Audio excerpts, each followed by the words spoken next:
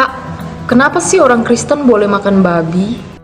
Kan Imamat 11 ayat 7 melarang makan daging babi. Nih buktinya kemarin saya temuin di YouTube.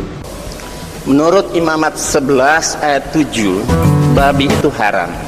Berarti umat Kristen melanggar hukum yang diberikan dong. Sebenarnya pertanyaanmu itu sudah kuno banget dan sudah ketinggalan zaman. Pertanyaanmu itu sudah ditanyakan 2000 tahun yang lalu oleh orang-orang Yahudi pada waktu itu. Dalam Kisah Para Rasul pasal 10 ayat 14-15, Tuhan memberikan pewahyuan kepada Petrus. Suatu kali Petrus naik ke atap untuk berdoa. Waktu itu Petrus sangatlah merasa lapar. Lalu tampak olehnya langit terbuka dan turunlah suatu benda berbentuk kain lebar yang bergantung pada keempat sudutnya yang diturunkan ke tanah. Di dalamnya terdapat berbagai jenis binatang berkaki empat, binatang menjalar dan burung. Kedengaranlah olehnya suatu suara yang berkata, "Bangunlah hai Petrus, sembelihlah dan makanlah." Tetapi Petrus menjawab, "Tidak Tuhan, tidak. Sebab aku belum pernah makan sesuatu yang haram dan yang tidak tahir." Kedengaran pula untuk kedua kalinya suara yang berkata kepadanya, "Apa yang dinyatakan halal oleh Allah, tidak boleh engkau nyatakan haram."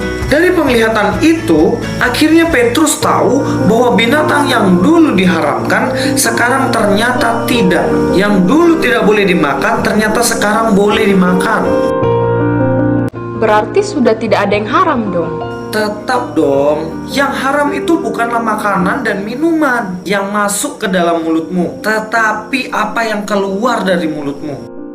Tidak tahukah kamu bahwa segala sesuatu yang masuk dari luar ke dalam mulutnya tidak menajiskan? Itu yang dikatakan oleh Tuhan Yesus loh di dalam Markus pasal yang ke-7 ayat yang ke-18. Karena makanan itu tidak masuk ke dalam hati, tetapi masuk ke dalam perut lalu dibuang di jamban.